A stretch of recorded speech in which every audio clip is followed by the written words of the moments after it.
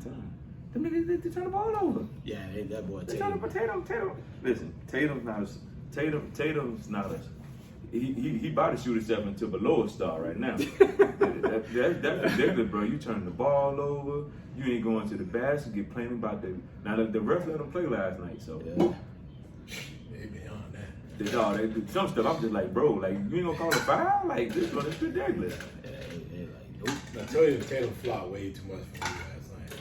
Yeah, he was trying to. I hit him on my missed nerves. way too many layups. Draymond be sitting over there beside me. Yeah. He need to come sit over here beside me in my house and just chill out. You know what I'm saying? Shit, Miles work harder than that. At least he'll play defense, and he talking about I gotta act crazy. Like Draymond out there right now look like to me like a kid with a temper tantrum. You falling up, jumping all on people, laying, doing. Yeah, like, bro, what are you doing, man? He playing WWE. Dog. Yeah, like what are you doing? Yeah, I guess they done told him they gonna trade his ass at the end of the year. Shit, that boy playing straight WWE, dog. Ridiculous. Straight We WWE. gotta talk about Clay too. He crying about the F-bomb. Like, bro, people say the F-bomb. If they ain't attacking your family, stop. You just ain't playing well, and you trying to figure out some kind of way to get yourself Right, together. you in Boston, bro. You gonna hear all kind of foolishness, Yeah. dog. Start it up. You in Boston, bro. You gonna hear all kind of foolishness, dog. That's just how it is. That's dog. everything, bro. Yeah, you know it.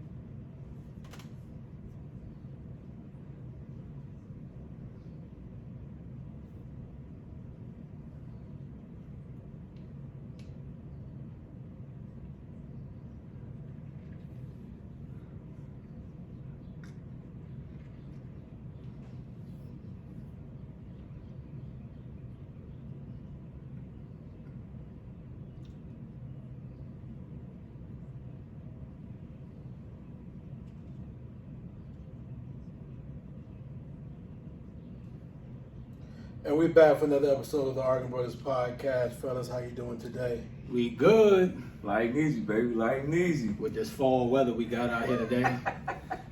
It's good weather though. It's good weather. I can deal with this. Bro, it's like 65 degrees outside though. Man, it's perfect. Perfect weather. You can wear shorts. You know, you throw your long pants on, short sleeve shirt, and still be light and easy. Like easy. I can dig it, pimp. Hey, listen, it's doable.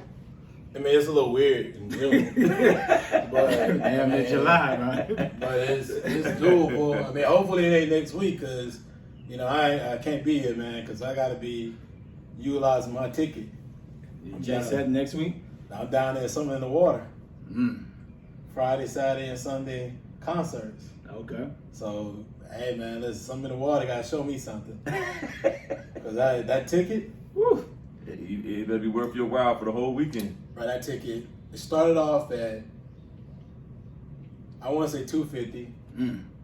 I think it started for $250. I think if you had like a previous ticket, I think it was $250. It went up to $300, and then it went up to $3. It sold out at that level. So that tier sold out at $250, sold out at $300, sold out at $350, and now it's like at $400. But that's not bad though. If you realize like it's the whole weekend. It's the whole entire weekend. I would. That's actually cheap. It matters who. It matters who's performing. Right? No, it matters who pocket it comes out of. True. But I remember when Jay-Z and Mary J That came. was $300 a ticket. Bro, that joint was high as a kite. $300 a ticket. Woo! That was the starting price. Bro, that's what I'm saying. So you got $400 for 3 days. I don't recall because That ain't bad. What concert was this? Jay-Z and Mary J. I think I went to that. I don't recall it. A Capital One? It was high. I don't remember that cost because I didn't pay for it. I do. Shout out to Dad. I bought a ticket. Ticket was. Oh, you had that at the suite. Yeah, at the suite there. That had the suite, but it was high though. So $400 for 3 days. That's not bad though. And depending on depending on the artist. Who you got coming Right, here? and so, but overall, $400 for a 3-day concert. That's not bad at all. I mean, and the city gonna be wild. it's going to have a lot of. First of all, it's going to open. be down at the National Mall. Oh, it's gonna be on. So, but it's 95. Let everybody know now. If you ain't thought about it, you coming. It's 90. I think it's 85 to 95. Take a shuttle.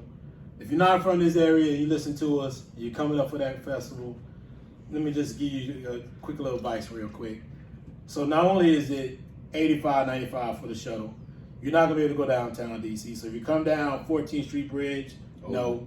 If you come down 66 across East Street, is that East Street Bridge? Yeah. No. Don't do that because you're trying to take Independence, take that little right off Independence. No. You're gonna go on the backside where Constitution. Don't come down there. No. Just walk. Just take the metro, Yeah. ride a bicycle, Scooter. or a scooter, something of that nature, or take that shuttle. I'll get you a It's a hotel in the wrap. city. It's a wrap. And even if you get a hotel in the city, Major bread. you gonna pay, Exactly. and you about to walk. So it doesn't really matter. So it's a combination of a lot of different things. But be there to enjoy the show, but don't act a fool because I'm trying to be safe. But it's gonna be packed. You better get your Brooks, Sauconys, New Balance, everything. You better get them. Man, I'm about to get Crocs. Crocs. Something. I'm wearing the most raggediest things I got. Oh yeah. Yeah, you gotta I do mean, that. they You gotta gotta be do that. These need to be well broke in. Ain't going that too fresh by the feet. Man, no. The fresh J's. Trying to be fresh Air Max. Trying to wear your fresh. We be hurting. Nah, cuz Oh, this is not the event for a fresh situation. This is gonna be one of those events where you need to what they say, you need to know the assignment. Know the assignment. Know the assignment, man. Cause this is not gonna be it. Know what you getting This into. is not gonna be it. And you need to wear them junk with you back in the day. Your mom and dad say, man, when you get home from school, put them shoes on. Don't put the schools. Don't go out there with them school shoes on. I'm wearing the most dustiest sneakers I got. Like, cause you know it's gonna be dusty out there. Without People gonna be question. out there doing the most. Nah, bro, I'm cool with that. You're gonna do a lot of walking too, so A lot of walking, man. So, I'm looking forward to see what for real got together. It's supposed to be a lot of people, Yes, sir. a lot of folks, man. It's gonna be a lot of folks out there, bro. A lot of people. You sure y'all want to try to get out there, man? And turn up, you know what I mean? we got a show to record. Work still gotta be done. Work gotta be I done. love it. I love We that. got I a show to love that. record. I JD love out, that. but we still recording. Yes, sir. I love that. Yes, Listen, sir. I love the fact that you guys are still focused, driven, and holding it down, man. Oh, yeah, we're gonna get it done. I love that we put that type of philosophy in our work ethic. Love that, man. So let's get to the first topic. Let's do a recap of what happened last night. Mm-hmm. Big game, a lot of stuff happening, a lot of missed shots, a lot of hit shots. Right. Steph Curry Chef Curry. played absolutely phenomenal. 43 points. Finally had a big fourth quarter. Took it home for him. Mm-hmm. Clay played good in the fourth. Did a little work. And hey, Boston, who had a chance, Yeah. didn't get it done. So I think even more remarkable is that Steph did that with all that toxicity going on with his parents. Yeah, that's All weird. that back and forth. All that was changing. foolishness, Who Changing partners type situation going Crazy. on in the background, bro. The fact that you can stay that focused and ball like that, brother, I commend you. I'm gonna give you a quick little applause right here for that because you balled out. Yeah, you but let's get a recap of that game, man. D, Yes, sir. what was your thoughts of that game in totality?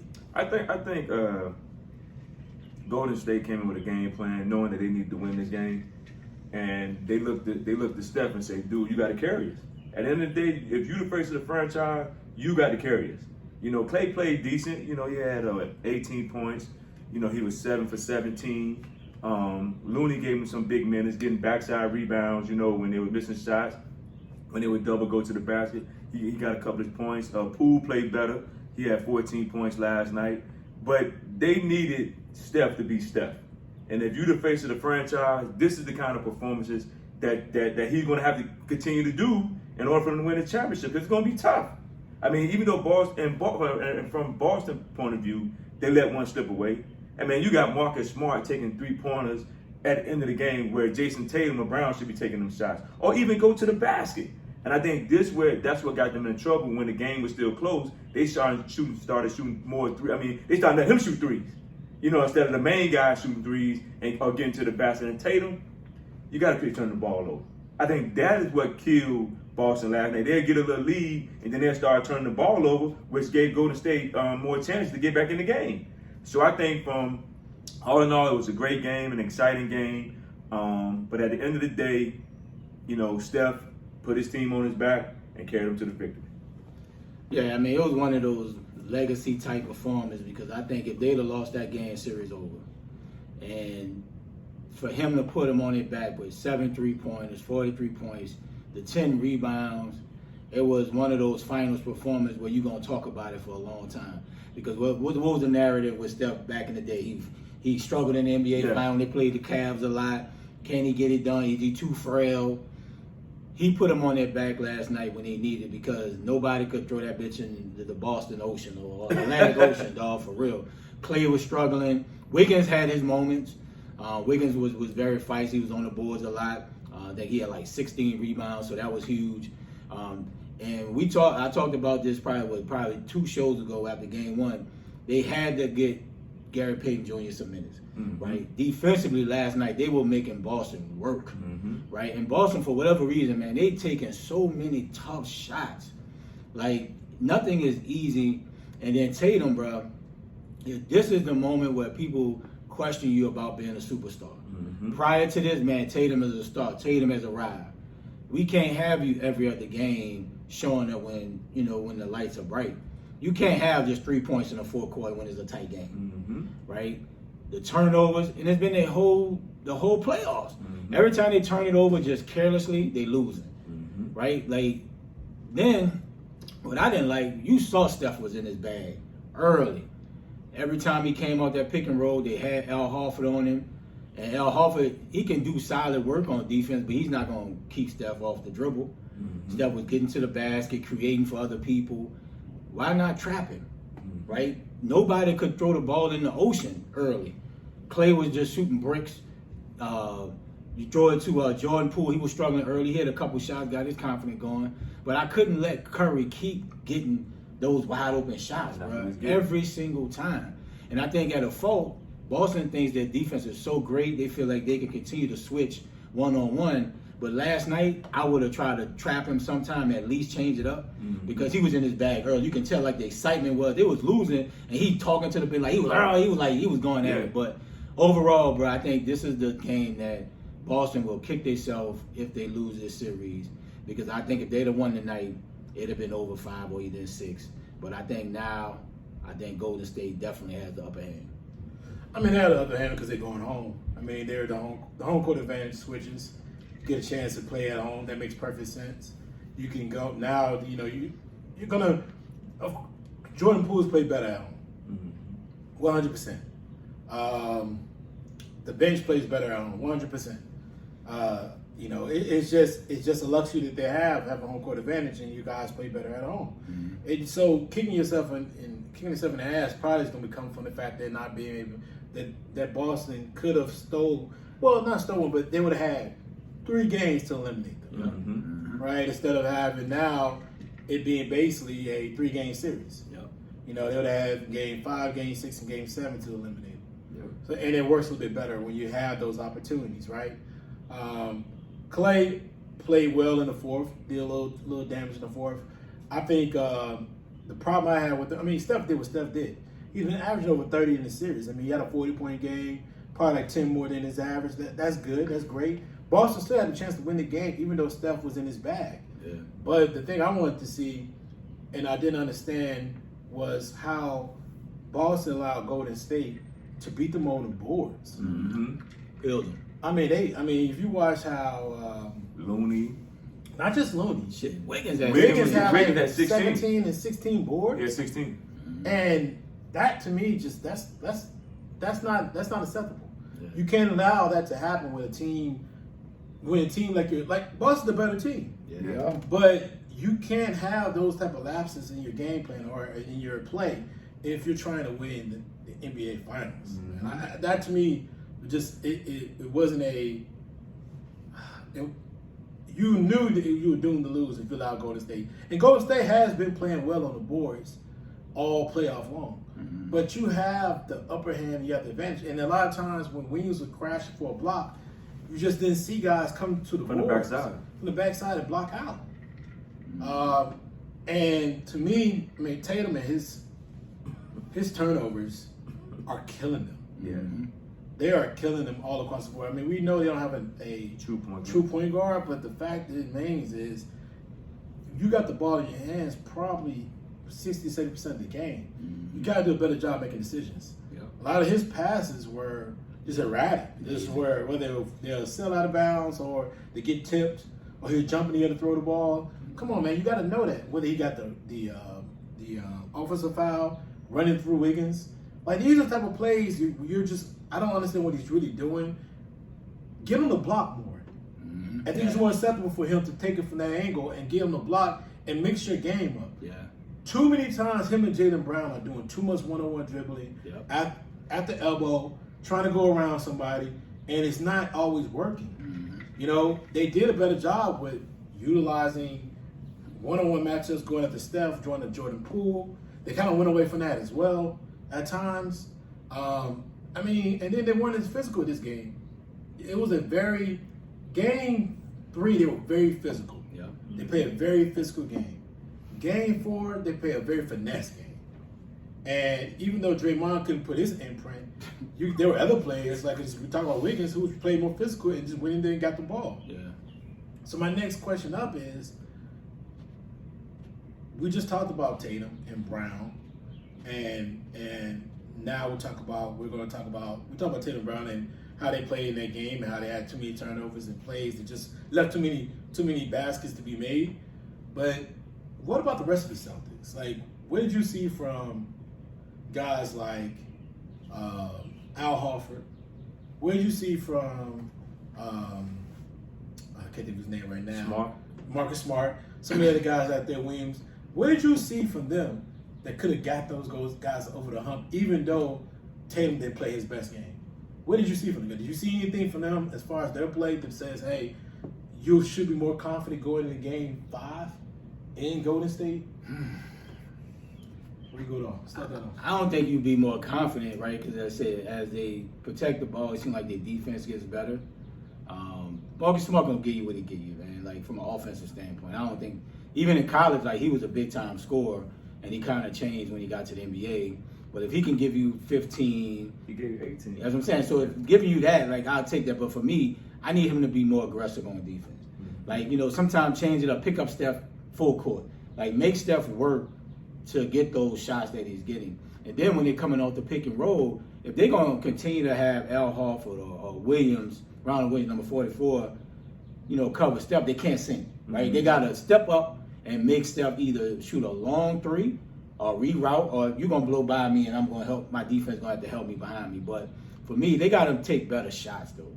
Like, they shoot so many threes in today's NBA, but it's a lot of forced threes. And like JD said, like, Brown and Tatum, if you're going to continue to go one-on-one, you feed into the Warriors' defense, right? And you got to find other ways to get some easier shots. Get on the block. Post up when you got the mismatch or you got the double team. You got the mismatch. So for game 5, I'm not confident because they turn the ball over. You're going to continue to get beat on the boards. The Warriors are going to have so many second opportunities. And then they're going to get them wide open threes off the rebound. So I'm not as confident if they don't continue to pick up their defense and not let Steph just come off that pick and roll just so easily. Like, he don't need much space. Exactly. But you gonna crowd him to make him back up with the dribble, and if he shoot it then he just shake his hand and go down. Yeah, I agree with you. I just think Boston, like you said, when they have that one-on-one matchup, when Tatum and Brown just dribbling the ball one-on-one, they don't have no movement. Yeah. You just see everybody standing around the three-point line begging for the doggone basketball, and it's like, wait a minute, can y'all cut to the basket? Because y'all making it easy for Looney and them to get rebounds because y'all not even cutting to the basket.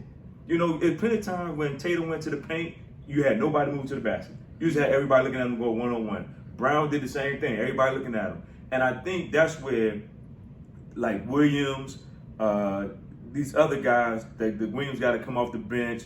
They need to get out. They need to cut to the basket when they see them do that. And also, you got Al Horford only taking 6 shots.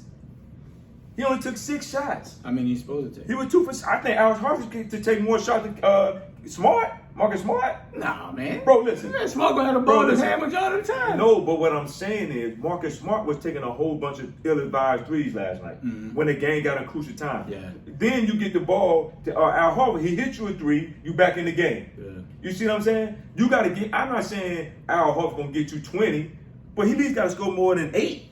Yeah. You know what I'm saying? He at least can get you double. He can get you double digits, but he don't get the ball. But his problem too is he goes down the 3-point line all night. But that's his game, right? So, but when they're winning, that's when Tatum and Brown is attacking the basket, getting other people involved, and he gets a lot of those kick corner threes. I agree with that, but do you know if in the middle of the game, that's what they call in-game adjustments. If this particular night they didn't move to the basket. You see what I'm saying? If you're not cooking from the 3-point line, you got to start cutting and moving to the basket, and that comes with coaching. You got to tell them guys, okay, we're not cooking from the 3 right now. Let's cut to the basket. Derek White did what he was supposed to do. Why he's stepping up? He's stepping up. He's stepping up big time because a lot of times, you know, he hit big shots that either kept him in the game or moved them forward. And he didn't shoot great, but his shots did. But he did enough. He hit some big shots. No, he hit some shots at the right time. Nah, he did not. He didn't play well. No, he did not. I'm not But saying it just seemed like the shots he hit at the moment. At the moment that he hit him, yeah. It seemed like they saying. were big shots. Exactly. I ain't saying he played great. He did not. No, he didn't. No, I'm not saying he played No, great. you just said he hit big He shots. hit big shots at He certain had times ball- in the game. He had ball 3 No. times in the fourth quarter. Yes, he did. He did, but Yes, I mean, he did. but early on, No, he Early had in the ball. game, he made some threes. Man, that's early. Well, big shots ain't early in the game. No, Big shots in the throughout fourth game. quarter. Big shots in the fourth quarter. At the end of the day, Big shots are in the fourth quarter. true. So, But he did his, when they was going back and forth, he hit a couple No, shots. he airballed twice in the fourth quarter. He airballed They started twice. the whole other team. but They he started- still got a team in the fourth quarter. Nah, he airballed twice in the fourth quarter. In the last 5 minutes, he airballed one. He tried to the basket, missed a layup. He missed another shot. But he was awful. Well, hell, in the Marcus last Smart 2 missed minutes. what? In the last 2 minutes, he We're missed not- back-to-back We're threes. not saying Marcus Smart played better. I'm not saying that. But you just try to put a case that this dude was just an absolute stud. No, I ain't saying he was a He stud. wasn't. I said You did. You no, didn't no, say no, what he no, said. no. What did I Do say? we need to rewind? You can rewind. We recorded. I said he made big shots throughout the game. In the Man, fourth quarter, he played you know bad. what- you know but what- it's the whole game, bro. You know what throughout the game means? Bro, That means first, second, third, fourth quarter. he made some timely threes throughout the game that kept him in good You can't situations. say throughout the game the man was The man played shooting bad. air balls. I don't think he played bad. I think he did when they were going back and forth. Golden State would make a run, seem like he'll hit a 3, or he'll get in the lane and make a basket. It just wasn't consistent enough when they needed it in the fourth quarter. I think as a team, they just struggled in the fourth mightily. And the top 2 players, they ain't do nothing. And as long as Jaylen Brown and Tatum go, it seemed like everybody else just feeds off it. And Tatum is horrible. He's shooting bad this series, though. Bro, He's shooting like under 40%. it's ridiculous for him to do what he's doing. He's complaining to the refs. Yeah, they're not. He's not making no shots. He's not even attacking the basket. I mean, at least Brown attacking the basket, but they're not getting the and they missing free throws. Yeah, they missed a lot of free throws. They miss free throws.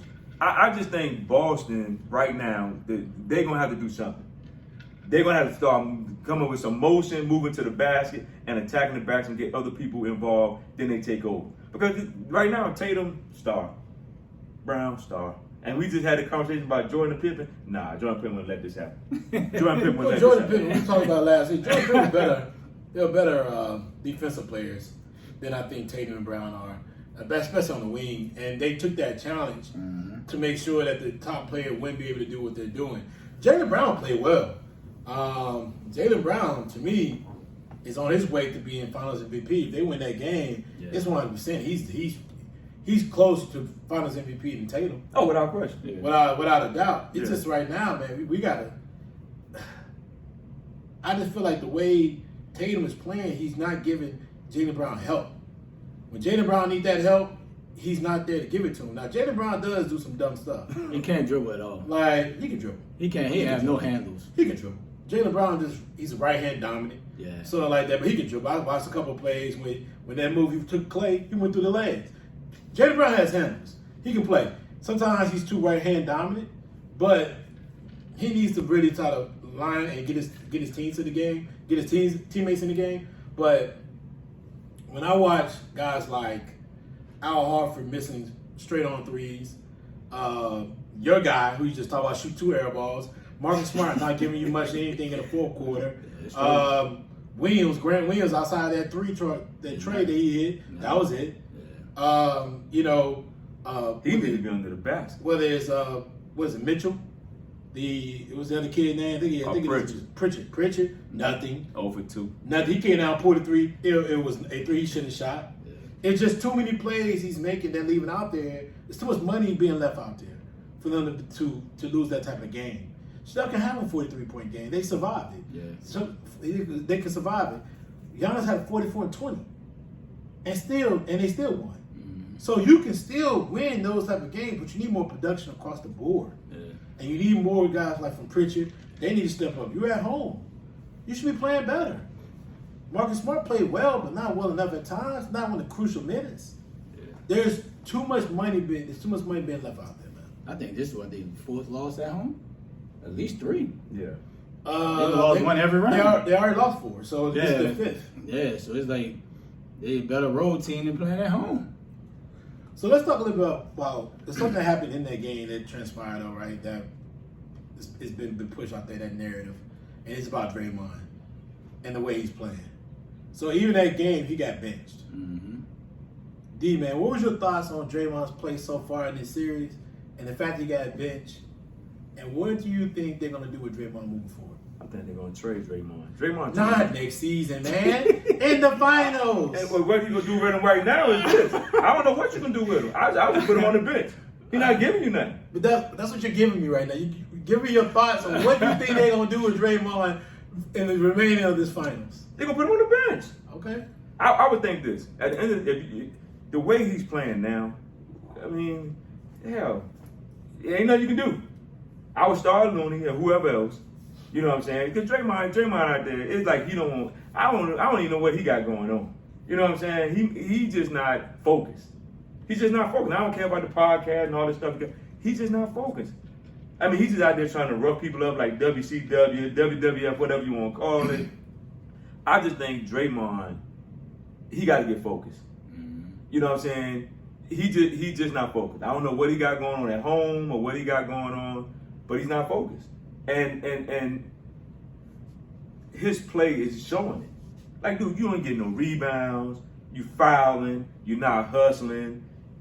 You saw a couple times last night. He had a chance to get an easy layup. He kicked the ball out. I'm like, what are you doing? Boy, Ben Simmons out here. I'm like, what are you doing? You all the way in the paint, and you passing the ball out, and you turning the ball over. Somebody, I mean, it's just a waste of time with Draymond right now. If I'm Steve Kerr, I just put him on the bench. Call it a day. Yeah, he's the emotional leader of the team. I think at this point, bro, I think benching him last night sends a message, right?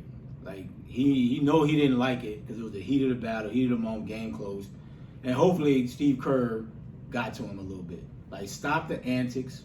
Like, he's really playing like WCW out there. Like, he's grabbing, he's running people over. He's doing too much, but just keep it simple. Bro, just get to the basket. You got open shot, just keep shooting it. They leave you open for a reason, but keep shooting it. But I think at this point, there's nothing you can really do if I'm Steve Kerr. Just play him, man, and just let the chips fall where they may. You roll with him this long, you got to ride with him out, bro.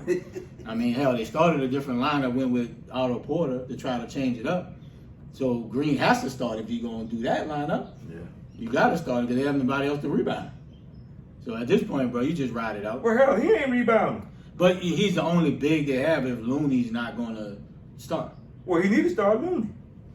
Looney's playing well because Boston went big though, pretty much a lot of the game, right? Jared Williams didn't play a lot, so they went big with Horford and Williams like pretty much a lot of the game, and I think that dictated going back to Looney early. But Draymond, you just kind of got to ride it out though, honestly. And hopefully break out his phone. He gonna have a game though, because he one of them games where he gonna hit them line up threes. He gonna be really talking cash money shit. You know that. I don't know what you're really gonna do with him though. I mean, if you really look at how Draymond's playing, he's not playing like he has more foul than points, but he has more foul than points, or he has more foul than attempts. As far as shooting, but I think it's more fouls than points. Yeah. I don't see really what you can do with him because he's such a integral part of your offense. He's the one who does the main pick. He gets the ball out. Draymond has to be Draymond because without Draymond being Draymond, they can't win. They can't win with Draymond being just another player on the court. He's got to be the best. He's got to be over anxious at times, just annoying, physical. That's got to be his play. He's got to have high assists, 8, 9 assists. He needs to have 8, 9, 10 boards. Draymond's got to be Draymond. He's got to be that personality that he is, because without being that, they're not going to win. So when I watched what I saw last night and them benching him, they just didn't see what could he do on the floor at that point of the game that was going to help. They went more offensive, which made perfect sense. They need to spread the floor out a little bit more. And normally Draymond would be the 5, but they were Looney at the 5. And it made more sense because Looney was playing better, attacking the boards, and giving them what they needed. And then you got Wiggins also attacking the boards, giving them what they needed. And that's what they needed from Draymond. Draymond's problem is that his play, he's let the antics and the additional outside the game resources affect his play on the court. Like whether it's, he doesn't want to admit it, but the podcast stuff, that's been a problem for him because people are hearing what he's saying, they're giving him their commentary, and he's coming back because he's clearly paying attention to what's being said, and he's coming back with his own commentary. And I feel like that's not where you need to be at. Like you need to be mentally locked in. Yeah. And whether you come in on your podcast right after the game, right? It's after the game, right? Yeah, you're still not mentally locked into what's been going on around you. So he's got to figure out like what works for him. Right now, if you watch the way everything's going, it's not working for him. So it's just a thing where he's going to have to figure out a better plan for himself because it's just not working for him overall, and it's distracting the team. It's probably getting, like what you just talked about, he's getting involved in this play. And the antics on the court, maybe going back to Golden State may help. But game 1, he was absolutely terrible. Yeah. So what can he go off of besides what we've seen game 1? Game 2 was a little bit better. Game 3 was nothing. And game 4, we just saw he got benched. And he even had something to say about it, but I'm not sure what could he really say. Yeah. It's just getting to a point where it's just, your antics and what you do and your abilities is starting to match up. And the toleration of most people, or most teams, and most coaches only going to allow what you bring in, what you can provide. Yep. You provide more, they're going to tolerate more. You provide less, they're going to tolerate less. Mm-hmm. So he's got to think about it. He's got to do some soul searching for the next game because he's going to have to really get down to like what he needs to do to become a Draymond that we all been seeing for the last finals since they've been in. Yeah. So he's got some work to go on. So let's talk a little bit about what's the keys of the next game. Game 5 for both teams. Ray, start out. What do you think the keys for the Celtics? Then next up, the keys for the Warriors as far as getting the victory. Defense and turnovers for Boston, and I think Brown and Tatum both need 30 to take the burden off of Al Horford, off of Marcus Smart, the other players. Like you're the 2 big dogs. You get 60, they win. Defense and turnover. That's what the key is. And for Golden State, the others, right? Will I get more out of Jordan Poole at home? Will I get a better Clay? Right? Am I going to get something out of Draymond? So for me, for Golden State, it's the others. Steph been playing ball this series. Yeah, I agree with you, Ray. Defense and turnovers for Boston. That's really what's been killing them in this series.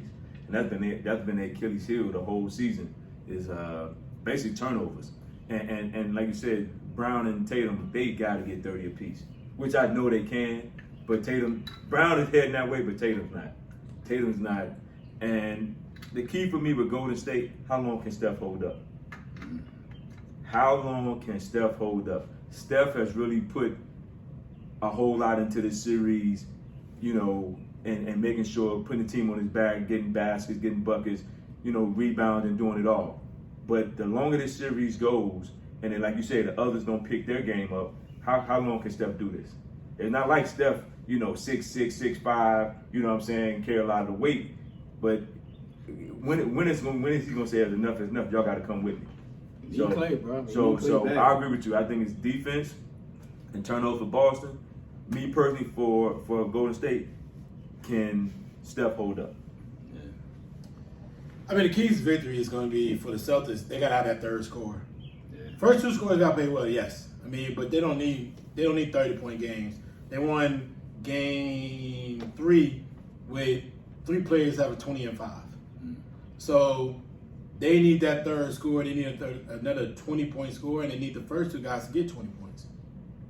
40 there, get the third score, and then get to 60. Have a good bench output. You win that game. They're the better team. We see it. We could tell. We know it.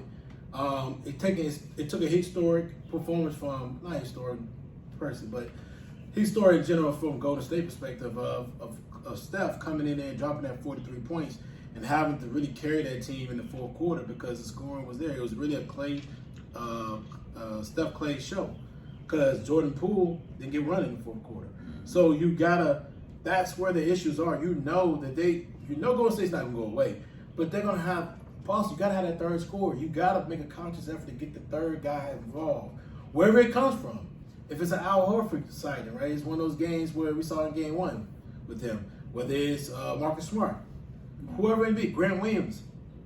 You need a third scorer, and then you need to keep playing intense defense. And whether it's Williams or if it's Horford, you got to come up on that 3-point line. You got to come up off that 3. You can't sag off and play that sag defense when you have Steph, because you know Steph is gonna rise up and shoot it. You got to give your teammate a chance to get over that pick and get back into play.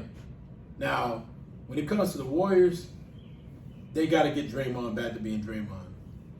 To really win this series, Draymond keeps playing like this, they can't win. That boy, You know, I know, because you know, if you've really been paying attention, Steph has had a good series, but Steph has not had a great playoffs.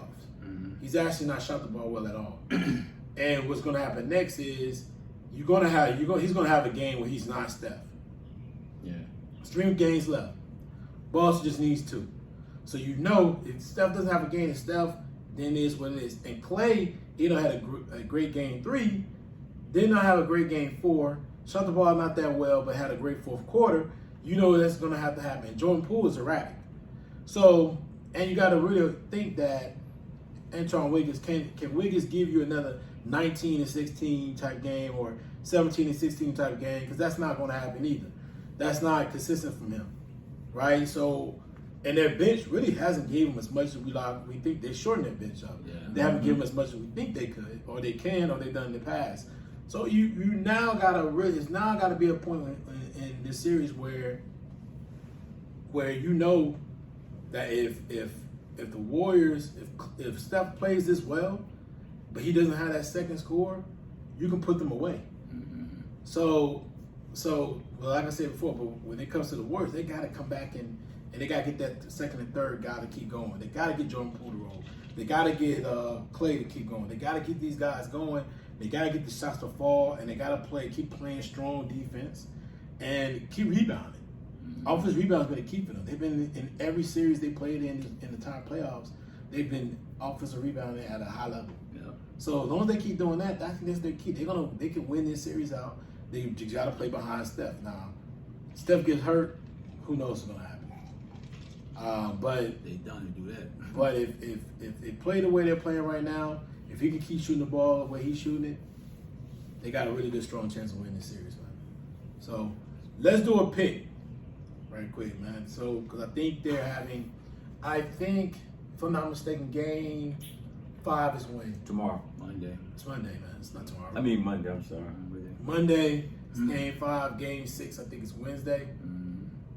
They're probably over by Monday the time. game 6. You know, Wednesday Sunday or Thursday. Sunday gonna be So 7. If they gonna go so 7. they get the game 7. So give me a pick. Give me a game. Cause we're out. I mean, like we're this Saturday, but let's see. Give me your game 5 and game 6 pick. D. Give me your game 5 and game 6 pick. I'm going with Boston both games So the series over in 6. this week in 6, right? I'm with you. Boston in 6. Over 5 and 6. They winning. I got Boston winning, but in 7. Okay. I think it's gonna be another game. So Sunday, I just don't see you it. know they got prime time on Sunday with that game 7. That's true. You know that. You know that. I just Father's Day, you know they gonna have game 7 on I Sunday. think it's gonna be. I think it's gonna be a game 7. All right, so let's jump into some other discussions going on, man. Let's get into Deshawn Watkins a little bit. New York Times article came out. 66 women reported that they all had been arranged massages with Deshawn Watkins. I'm not sure if all of them are stating that they went through the same similar situation as the 24 civil lawsuits. Mm-hmm. But, you know, as we came out, further information has been coming out more and more as we've been going through the process, right? So, D, man, give me your thoughts on this. Do you even think Deshaun's going to play this season? Man, I don't think so. I'm like, it's becoming too much. And I don't know, like you said, now they call the Houston Texans as a defendant in the case. So I'm like, okay, but at the end of the day, Deshaun, you got to be smart. You know what I'm saying? No matter what they give you, you got to be smart about this. You know, so I don't see him playing. That's why they didn't really want to sever ties with the guy who they had on there. What's my man's name? The quarterback last year. Oh, Baker. But they did it anyway. They excused him from minicamp. So I guess they might know a little bit more than what we know. They say that Deshaun is going to play. You know what I'm saying? Because you just don't do it, you know what I'm saying, if a guy don't play. And on top of that, I'm pretty sure before they gave him $230 million, they had to know that this was coming. Mm-hmm. They had to know this was coming. So there's a lot that we don't know that they already know. But you're not going to give no quarterback no $230 million with this kind of foolishness going on. Not no black quarterback. You know what I'm saying? Let's just call it what it is. You're not going to give a black quarterback $230 million and fully guaranteed, and you didn't know that this was coming as an organization, the Cleveland Browns. So I just think, I don't think he's going to play, but if he do, you know, that's how it falls. Yeah, if I'm Deshaun, man, just if I'm there for, just get it over with. Like, if you're going to suspend me, and I don't think he's going to play this year. I don't think they're going to give him the season because there's no criminal. Sure. Right? So it's all just really he say, she say, Money. and money at the end of the day. So I think he may get 6-7 games. He's going to appeal. But it's a distraction now, right? Your teammates not going to have to answer questions once training camp open up. You know, it's just too much distraction. That's one thing about the NFL. These coaches do not want distraction. Mm-hmm. Stuff that's off the field. So if I'm him, I'm like, man, right, just make the decision and get it over with. Mm-hmm. Like you're gonna give me the max, and get it over. It's not a good look from him, just overall off the field, right? Like it seemed like every day is someone new coming out of the woodworks. Where there's smoke, there's fire, right? You know something went on. Mm-hmm. Now all these people ain't lying.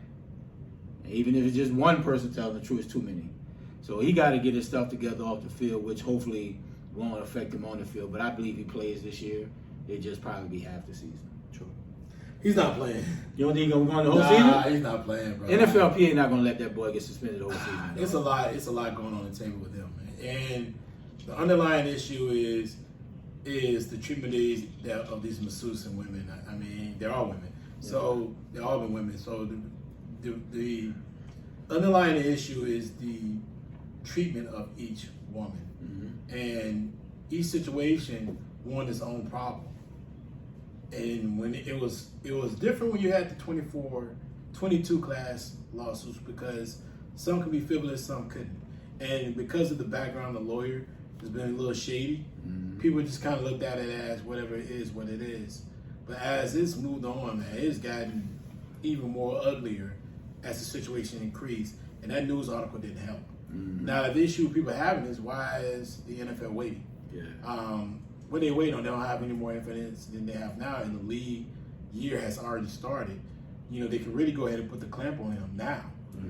or go ahead and answer what his fate would be for the season, and just move on, or put him on a exempt list and move on, because he's out there training and preparing for the season, and maybe in good faith he knows more than a lot than we do, but it's just right now I don't see where they're gonna let this slide. Where they're gonna let this slide to a point, right? Because they have to make a example of him in a lot of different ways.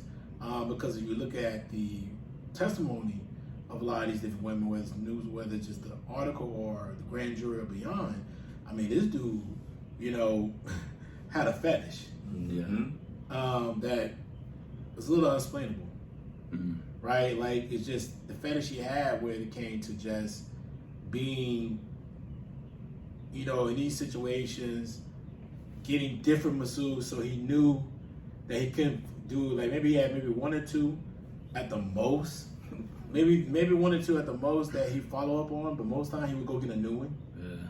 So he knew, and they were signing NDAs, so a lot of them couldn't say anything. He knew, like, all right, I don't want to follow up the same masseuse because, of the issues that it pertained. So he was strategically doing certain things. I don't know how you can get out of that. And I don't see it, man. I don't see what else can you really do than what he's been doing right now. Because it came more strategic than anything else. And he knew there was a problem. He knew he has a problem. Yeah, he got a problem. And I don't know what else you really can do. Big old problem. Getting outside of what he's been doing. So I feel like he's going to be suspended for the season. So do you question the Browns give him $230 million? No. Okay. No, listen, the guy is a very talented player, very talented quarterback. You had 3 more teams that were bidding for his services. And they all wanted him.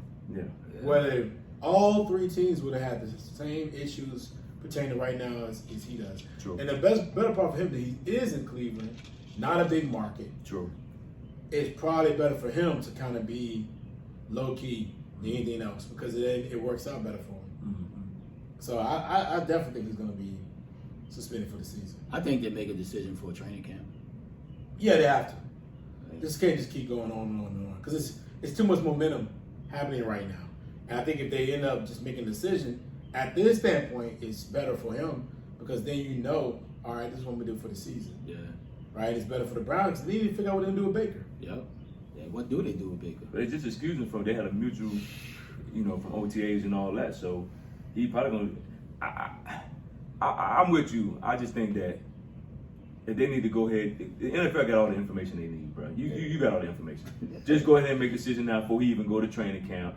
You know what I'm saying? He can come in the facility and work out, but you just can't play. He can't work out then. So if you can't, but they just need to go ahead and make a decision now and be done with it. Because the longer you hold on to this, and let's say, he don't go to the Silver's case don't happen until like the middle of the season. You know what I'm saying? So now, you suspend him for 6 games. Everything comes by, he got to pay these ladies money. Then it's done. Now what you gonna do? You see what I'm saying? So I agree with James. You need to go ahead and do it now. Just let it be up front. Just be done with it. If I'm the Browns, I want it now. Just get it out the way. Yeah. But I think that determines if he's out for the season. Of course, you keep Baker. Right? Hell, if he suspended half the season, I think you keep Baker. Yeah. Because if not, you just tanking the whole season. Yeah. And you got a quality team. Yeah, they got talent. They got a nice team. They got talent to win the division. No question about it. And they're not winning with Jacoby. Brissett. Brissett, nah, bro. He on the roster? Yeah, that's what they picked up. I tell you, bro, some people just hang around the league, boy. Hey, if you gonna keep paying me them checks, I'm gonna keep checking. Somebody just hang around the league. That's it. They picked Jacoby Brissett up, so it's like, okay, what do you do? Yeah, it's gonna be hard for Deshawn to even build his reputation outside. Oh my NFL, gosh. bro. Like it's getting worse and worse by the day, and it's just not a good look for him, man. I hope the young man well, but he clearly got a huge problem that he needs help. Yeah, a lot of help, bro. And like I said, when you're dealing with women in today's society, man, they throwing books at you. Oh yeah, you gonna get it. Yo, they throwing the book at you. And that's where I think when everybody was giving them, the Texans was arranging this stuff, you gotta be smart. You gotta be smart in these situations, dude. Like you said, you can have the day going tomorrow. Oh, man. And like you said, like James said earlier, you got a problem, bro, that you gotta fix. Like you you gotta. It ain't just you no more. You know what I'm saying? It's you, your family, and your mama looking like, boy, what's going on? I raised you better, boy. Yeah, I raised you to be like this. So I hope he get it together, but I just don't see him playing this season. That's why you ran to that 230 million. I'll be like, man, I'm on the jet tomorrow. Exactly. Matter of fact, send that to me now. I'm gonna e-sign that. I mean, it's not 230 million. It's guaranteed. It's guaranteed. Good, so he's gonna get paid this season regardless. Regardless. So listen, the Browns, but they listen. They desperate. They might be desperate, but this is the thing though. If you desperate and this man can't play, now you done create another problem. But I think it's more long term. Like if you sacrifice one season, he still got 4 or 5 seasons and more. Right? That's how the Browns is probably definitely looking at it. Yeah. You know, But the fans or any team like Atlanta, Saints wanted him, Atlanta wanted him. Like, you know, like they looked at it more of a long-term deal than just that 1 year. And I think that's how the Browns looking at it. That's why they gave him $230 million. Because, of course, they're not going to give him $230 just because. True. But you're looking at it long-term. But he's still young. Yeah. Like, dude's a young kid, man. Hopefully he can turn his stuff around off the court, man, because it's not looking good for him. But we'll see. Yeah, it's going to be some interesting times over the next few weeks. Yes, sir. Yeah, Goodell need to make a decision for real. They have to. He bullshit. They have to. What about? So let's get into a little bit about what the Rams, what they got going on, man. The Rams are making a lot of moves. They said fuck the cap. So you already started out. What's your thoughts on the Rams? Man, I don't know what I mean, kudos to the Rams. They're locking up their key players. They're finding ways to get around the cap situation, offloading a lot of the contracts, backloaded. But they ain't win now mode. Like, they're not waiting to develop nobody, develop no draft picks. They're going for it now.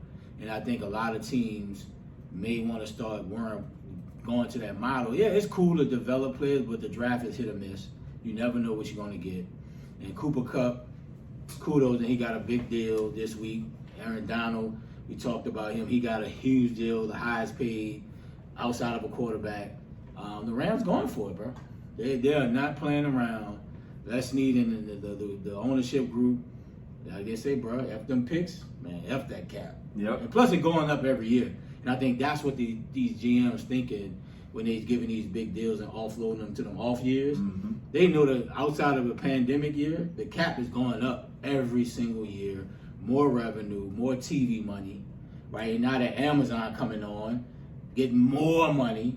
And that's how you can afford all these big time deals and not worry about a cap situation. Yeah, I agree with you, Ray. I like, you know, the Rams are like, man, look, now we know what it feel like to win a championship. I'm going to give me another. Yeah. Now, whether they win it or not, you know, who knows? But I'm going to have the team to get me there. Yeah. And guess what? You know what that does? That put butts in seats.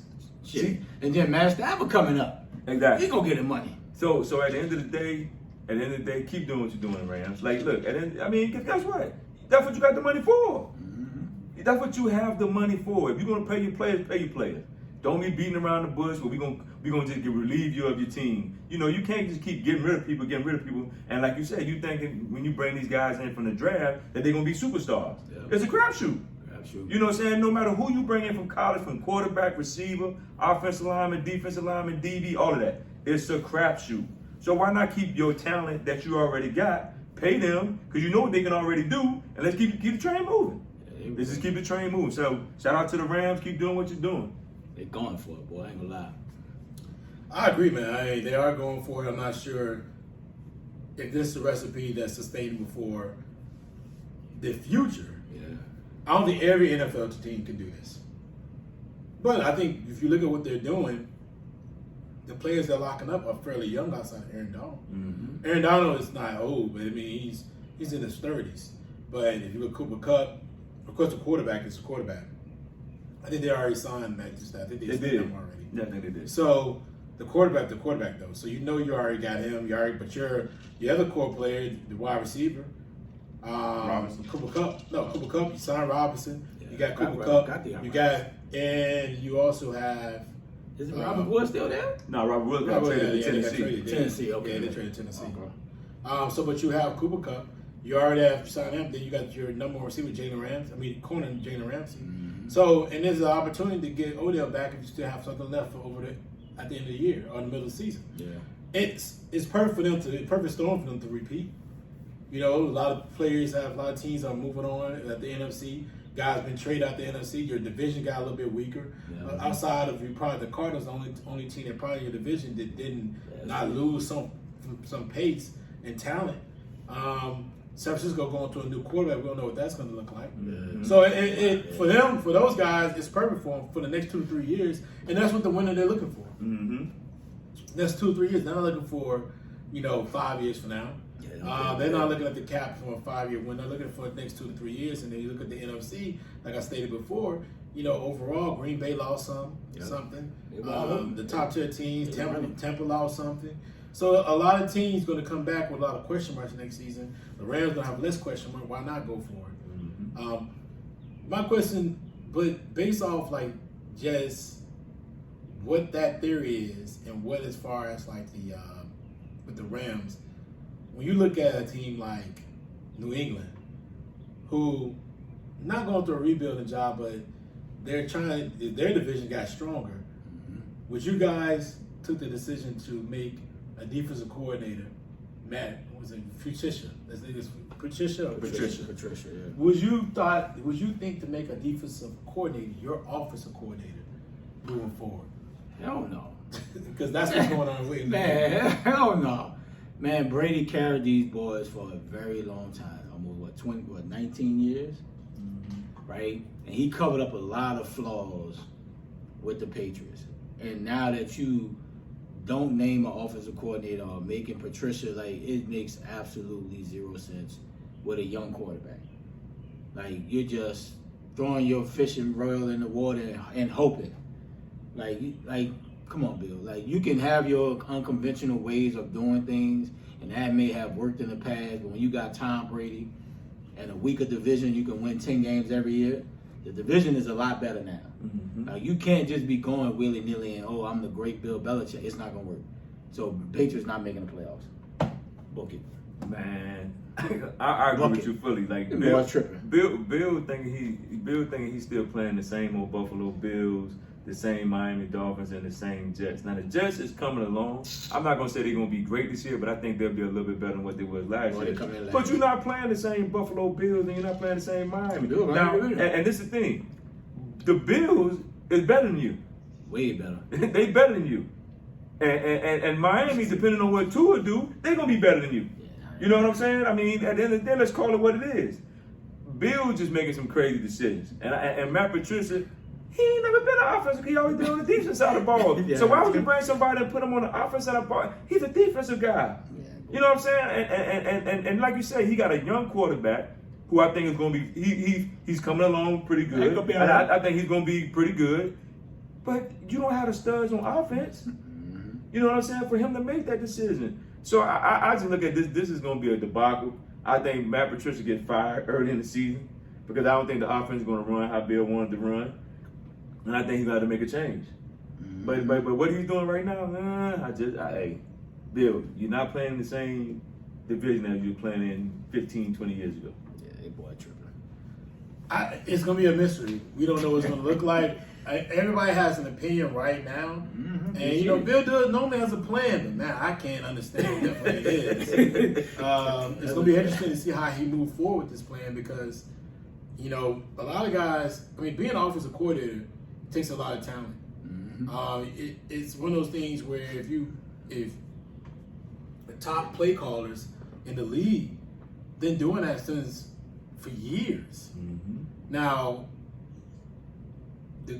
Matt Patricia is a very intelligent person, but I'm not sure if that intelligence can manifest within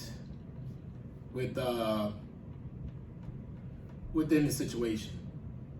So we'll see. We'll see how it goes moving forward. I just don't know if it translates coming from defense to offense. It's going to be something that everybody's going to pay attention to. And if it doesn't work out, where does the Patriots go from there? That may be the last straw. Brady Campbell's back. That Bob Kraft needs to move on from Belichick. Because, at this point, what can you do moving forward? So I'm very interested to see how that works out because I know that it's going to be an issue if it doesn't work out.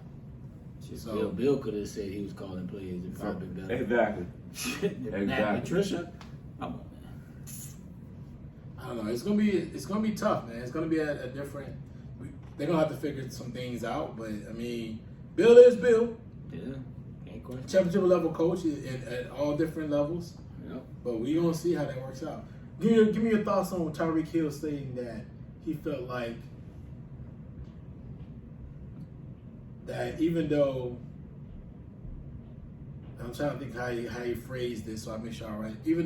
Tua, even though that his former quarterback, which you all know about, Mahomes, has a better deep ball overall. He prefers Tua's accuracy. Well, no. In fact, no. I think he even stated like he felt like even though Tua, he doesn't know that Mahomes has a stronger arm, he prefers Tua's accuracy, even in doing the deep ball. What do you think about those comments? Nothing right now, because this is the thing. You and Tua hasn't played in a live game yet, and I think when you see it live, and when somebody's coming at Tua, and in the heat of the moment, can Tua get you the ball? Can Tua get you the ball on the line where you're open? So right now, yeah, you can say what you want to say and how you feel about Tua, because nobody's coming after you. Nobody's getting hit in the mouth right now. You're just going through OTAs. Let's see this by mid-season if he's had them same kind of, make that same kind of statement when the season starts. So right now, it don't mean nothing to me. I just think when the season starts, I don't want you over there turning over the Gatorade container mad because Tua can't get you the ball in the deep ball, or he can't get you the ball across the middle and you're losing. So we're going to see how that turned out. Man, he tripping. Bro, Patty made you what you are. You won't beat Cheetah without Patty. The arm talent that Patty had was ridiculous. Dude can throw, roll left, throw right, deep ball, right on the money. I ain't never seen too many times where Patty underthrew or overthrew Cheetah, bro. Without question. You know what I'm saying? Like, bro, come on, dog. And like you said, once the bullets start flying regular season, now talk about how Tua is accurate. Tua is better with the deep ball. Man, come on, man. Cut it out, bro. Like, bro, you just trying to make Tua feel good. Right? Yeah. You're trying to build confidence, and I get it. Right? That's your new teammate. Mm-hmm. They know he's on the clock. They're trying to make him feel good. But, bro, come on, Tyreek, stop, bro. Like, man, cut it out, dog. Like, no way, bro. Not even on, no, it's ridiculous, bro. No, everybody, boy, need to be drug tested. NFL drug test Cheetah right now for making them stupid comments, man. I don't think it was stupid. I mean, it was, you got to cheerlead your own guy. And that's all I looked at it as a statement like, hey, this is my guy, I'm going to cheer him on. Yeah, I'm in Miami now, I'm not in Kansas City. I do think Tua's very accurate. He's a very accurate thrower, but does he have the arm strength of Mahomes? We know that's not true. Yeah. So we'll see, but it's all going to show on the field. Yep. It's all going to show on the field real soon. We'll see. September 11. We'll work it out. First game 1. You'll see it, and I'm pretty sure it'll all be on display, and we'll be able to understand. Because at this point, like you just stated, right, this is it for him. There's nothing else left. on the clock, baby. It is what it is, and you can't move forward from there because everybody knows this is Tua's year. If it's going to be the year, it's going to be the whole line's a little bit better. The running game should be a little bit better. Receivers are a lot better. Mm-hmm. This is it for him. This is it. So we gotta. If anything is on the table now for Tua, this is it. 100%. Give me your thoughts a little bit on LeBron. We talked about LeBron, and we talked about LeBron in the past, but let's go back to some NBA basketball. LeBron made a comment about wanting to be an NBA owner in Las Vegas. Give me your thoughts on that. I think it'll be good for the league, right? I think the NBA was hesitant going to Vegas because of the whole gambling situation. But now that you see that the Raiders has moved to Vegas and how gambling is more involved in sports, I think the NBA now will be open to moving to Vegas. And then what better than a model citizen for his off the court, never been any issues, ambassador to the game, a face of the NBA, to have LeBron as a owner of an expansion team, and Vegas is a popping market. I think it would be a win-win for both. Will he be minority or majority owners? Who knows? We'll see. But I think it'll be good for not only just the NBA, but just for athletes to see, okay, if I can get my money right off the court, I could be an owner one day. If that happens for LeBron, I think it'll be great for the game. I think it'll be great for not only just players, but just from the culture for overall. Like coming from humble beginnings, now being an NBA owner like Michael Jordan, majority, I think it'll be huge. And Vegas will be popping, man. Like when we went to the All-Star game in Vegas, had a great time. The party was tripping, but we had a great time. But I think the NBA, and now that gambling is more involved in sports, not from like the sports bet, I think it'll be good for the NBA, man. I think it's a They'll good be ready. They're ready.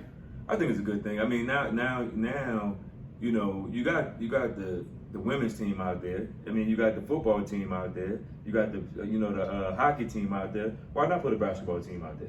You got all the other sports out there. So, and for him to be an owner or a minority owner or just an owner, period, it looks good from a standpoint of, okay, like you said, here's a guy who's never been in trouble that we don't know about. Mm-hmm. You know what I'm saying? That never been published. It look and for other guys who are in the league, like the Steph Currys and all them, who time will be winding down, they might want to put their money towards owning the team as well. So at the end of the day, I think it's a good look. I think the NBA it would be a perfect place for the NBA to put a team. I think everybody would go out and watch the games, like they go watch the football games and things like that. And you're in a central area where everybody comes. Yep. Everybody goes to Vegas. Mm-hmm. North, south, east, west, everybody goes to Vegas. So the team would make money, by being in Vegas. Yep. And like I said, you got all the other sports out there. Why not put a team out there? And so I think it'd be a good look for everybody that's involved. Yeah, I love it. I think for LeBron to want to do that, to already consider that be one of his puts once he retires, is amazing. I'm glad that he's thinking about those things. They need another owner. I would love for him to be an NFL owner because I think he has more cachet there. Mm-hmm. But at the end of the day, him being recognized as a billionaire, him now, Tiger, Jordan, and that just says a lot about his precision, his business decisions, and being an NBA owner should add to that. Mm-hmm. And I find that him already knowing the location probably means more than we already anticipate. Yeah. So I feel like that's good for him, and I feel like that's good for the NBA because to have that guy there, because he's been an ambassador for the league for so long, right? So I think that's a lot. I think that says, that's a positive thing for everybody. Yes, sir. Give me your thoughts real quickly on the Pelicans. Now on the Pelicans making a decision now to offer Zion the max. I know we talked about this before a little bit, but they've already made the decision now. They're going to give him that $185 million this offseason. Ray, give me your thoughts, man. You're from New Orleans. You're New Orleans. What they call y'all? New Orleans. Right, whatever. Give me your thoughts really quickly. What do you think about them saying at this point we're going to give him the max? Buyer's remorse. Okay. Right. Like look, at the end of the day, these teams flush with money.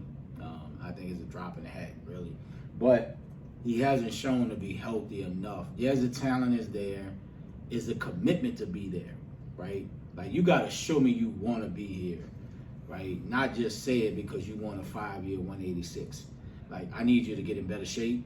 I need you to, be more committed, right? I don't want you, if you hurt, I don't need you training in Portland, right? I need you to be a part of what we're doing and be 100% committed if I'm going to give you 5 years, $186 million. And he just hasn't shown it. Is the talent there? Yes. Like, the dude is a walking 20 and 12. Easy. Like, it just looks so he averaged like 20 and like 10 or 15, whatever, 12, on 60% shooting. Like, it's there, but I need more commitment. So at the end of the day, I think it's buyer's remorse, and he may regret it if he doesn't stay healthy and be committed. Yeah, I'm with you. It's more of a commitment thing with him. Like you said, the talent is there, but the commitment and all the things that's led up to this point, him staying hurt, him not being in good shape, him not just even communicating with the people in New Orleans. You know, you got to be committed. Now, the way New Orleans played Phoenix in the first round, did that change his mind? You know, and say, okay, look, I might want to be here. You know, you got C.J. McCollum, you got a lot of young talent at the draft, and you got a good nucleus, and he want to be a part of that. But if you're going to be a part of that, don't get the money and now you start crying again that you want to leave, you get hurt again. Yeah. You know what I'm saying? So I think, to me, he's a great talent. Would I give it to him? We got to go a little longer. I just got to see. Like, I would rather give him a 2-year deal and guaranteed money than like a full $185 million guaranteed. I wouldn't give him the max. I'm like, look, I just got to give you, because I got to see it. Like, He's not going to accept the 2-year deal. I know he's not. No, I know he's not going to accept it. I think the way the NBA's, the way the NBA PA is set up, that's not even possible. So they can provide him with a 2-year deal. And so, me personally, then, is it a max deal or no deal? It's gonna be buyer's remorse, I think. Like Aiden. I think it's gonna be buyer's remorse. I just don't see him being fully committed to them, and the way he's and like we always say. Now, it could change because of the talent that they have in New Orleans now, and I think they really got a tough team. And I think they got a team that they can make some happen if he's fully committed. Because if he's fully committed, they might go from being the A seed, it might be a 5th, a 4 or 5 seed with the talent that they got. Mm-hmm. But I just don't know if he's fully committed. Would I give it to him? Like we always do, we do it off potential. Yeah, you got to give it to him. You got to give it to him because he can get you over the hump. He got something with him. Yeah, he can get you over the hump, but I just hope it don't be buyer's remorse. Yeah, with CJ, with B.I. with Brandon, and he's that missing piece. With him bringing his energy, yeah. They got something. They got something to build off of. They got a lot to build off of, and they're gonna have to offer him the $185 million because I don't think they have no other way to turn. Yeah. You know, you still got to put butts in the seats. Yeah. Winning helps. Like I told you guys before that playoff series started, I said if they can win, it means so much for the city of the city of New Orleans. City of New Orleans will come support a winner. They will, right? No doubt. I mean, for many years they came support the worst teams in the NFL. Facts. With paper bags. They in that dome, boy. Right? Even though they still had brown bags. But at the end of the day, they still came to support. Yeah. And as they produce a winner, it got even bigger. And it became, an overwhelming success and a success story for New Orleans and for that area. Yeah. So I think if the Pelicans do the same thing, they did the same thing when AD was there, right? When they got to the playoffs, they came to support. Yeah. You're going to support a winner, so winning organization, winning formula. You got the formula now. You got the talent. You got to go get them. Yeah. Right? You got to. Right now, because he's the highest paid player probably on that team, doesn't mean he's the best. True. Right? It definitely doesn't mean he's the most important, but he's the most important for that franchise. So he's the most important player for that franchise because being that his talent and being that he's so marketable, he could take that franchise to another height. He can. That's one thing that I really got to see. Yeah. I want to see, can he take that franchise to the next level? Because he can be that person he could be the job for them. True. Ja's taking Grizzlies to the next level. Because nobody was going there. But now people probably, not only that, they got young talent. You got a lot of that young talent they got there now.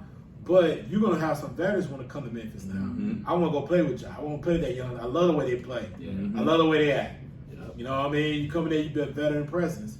You fall in line, right? But you get there, and the chance of being able to win becomes even greater. Yeah, no doubt about that. Quick thoughts before we get up out of here. The Knicks are thinking about bringing Carmelo back. What you think? Should they do it? Ain't got nothing else to lose for.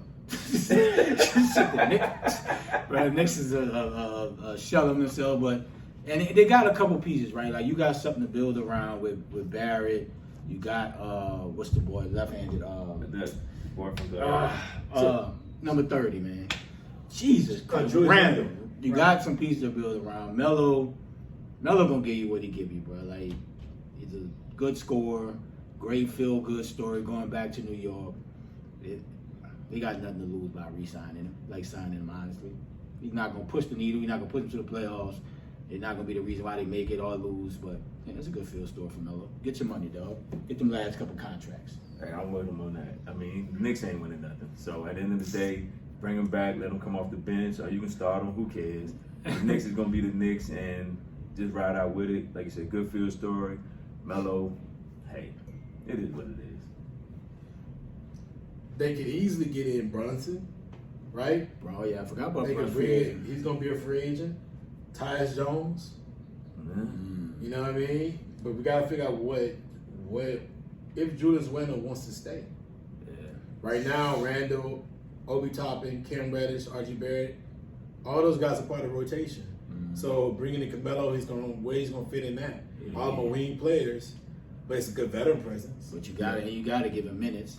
So it's gonna be interesting to see what they do. If they do that, that's a good home. That probably should be his last year in the league. Should be. Right, that's Coming home. Yeah, come home. You're done. Let your family see you play. Yeah. Your kids play. You can watch your kid. Now you can go tennis games. You don't have to fly across country. Yeah. Now you can go in there and just go tennis game. Be very easy, man. I think that'll work out for him. Take your farewell tour. And it'll be easy for him. Had a great career. Yep. Will be a Hall of Famer. 100%. You can't ask no more, man. Go Got back that home. right. Go back where you born. All right, man. So listen, that was our last topic for the day. Very good, quick show for for something we came out of nowhere.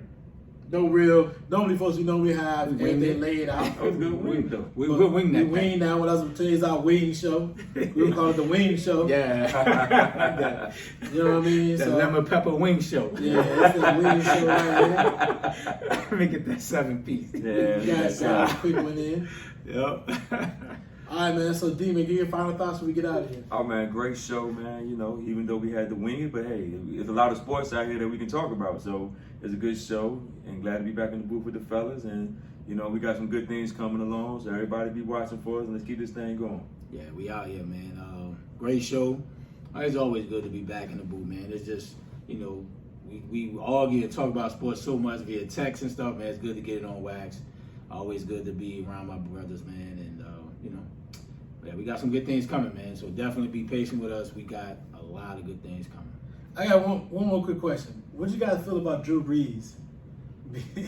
Basically being X out of Man, NBC. Drew just needs to Sports. just go and just take care of his other Yeah. businesses and leave TV alone, bro. It ain't for everybody. Do you think he was good? He was okay. I ain't gonna say he was terrible. He was all right. Like, he gave from a quarterback standpoint, knowledgeable, but it just didn't fit. Like, he just felt like it wasn't natural to him. You feel like it was forced? Yeah, it didn't seem natural. Like Like his hairline? I don't know where he got that. He got that prime. Drew want to play football again. He got that. I don't know if he want to play no more, but it just didn't seem natural to him. He got that. What's up, Urlacher? Yeah, Urlacher. That's what he got. Yeah, Urlacher. Urlacher. Yeah. And some people just not. Just because you played sports a long time doesn't mean you're gonna be good in the booth. No, people making big money. They don't make a lot of money. Hey, get your money. Brady might be the same Brady way. already offered Brady. They were already Brady may coach, be the Rams bad. coach. He may be bad, right? But But get People your gonna bag. listen. People gonna listen. I don't know, man. That's whew. That's They a got lot of rid bread, of bro. the red boy real quick. How they got rid of him so fast? They've already replaced him. Yeah. Like, man, just go away. How you already replaced him? Like, what? How long was that contract? At least a few years, at least. So that's That's bad. bad. And BC said, look, just good enough to Yeah, just it's go better away. than get rid of him. Just go away. Yeah. Yeah, Just yeah. peace out, man. Do your other Jimmy Johns and your other stuff you got on the court, man. Just leave. We gonna pay you just to leave. That's what they said. Like, be gone. All right, fellas. Well, listen, like everybody said already, we got things coming down the pipeline. We say this every week. Yes, sir. So, I ain't got to say it again. You got to enjoy your weekend, enjoy your summer. If you come out to the Something to Wire, and remember, if you didn't hear the first part you should have heard the first part of the podcast. But if you didn't, you skipped past that part. Make the proper accommodations. Don't come blind. Don't come up here and get robbed. You know what I mean? Stuff like that, which probably won't happen. But if you're coming up here, please ask somebody who lives here locally or live around the area. Check your accommodations. If you get Airbnb and that joint has an N with an SE or a North E or even certain parts of Northwest, ask a friend. Please, don't go to one of these locations. You know what I mean? I can tell you, if you know me, reach out. Our emails be on there, our Instagram. You follow us on Instagram, other places. Go and hit us up. I would gladly tell you what that location probably looks like. I would tell you, I'm going to be very transparent. I'm gonna be like, yeah, you don't want to get a room there. Don't get those. Like, yeah, that right there, like, get your deposit back. Exactly. Like, that right there is not safe. Yeah, that area right there, you don't want to go there. Sketchy. Yeah. Oh, bend in the road? Bend in the road? Yeah, Oh, no, nah. don't do that. You may not, are you not from around here? Nah, you ain't want to get there. It's essence. It's certain logic to everything. Yeah. Ask somebody. Yeah. Just don't pull up. Yes, sir. Because you're going to get put out. So, that's how it works. You dig what I'm saying? All right, Ray, man, get us out of here so we can get him out of here for the day.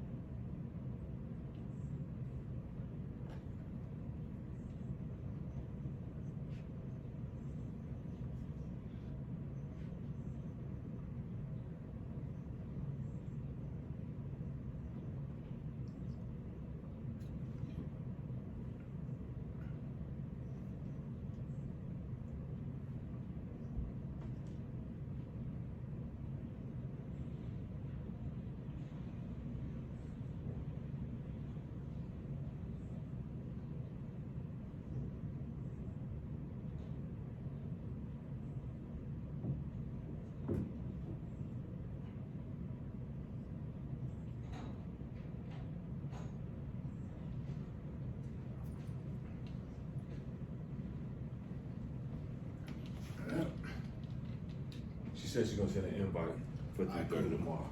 Man, you gotta forget the ice, man. The ice. Oh, yeah, my bad. The rattling. Yeah, the ice. Every time you trying to wake the mouth, the ice is like clink, clink, clink, clink, clink, clink, clink, clink, clinking. And in fact, last time you did that drink break there, it hit the machine. So like, if you ain't learned your lesson by now, we gotta learn our lesson on that one.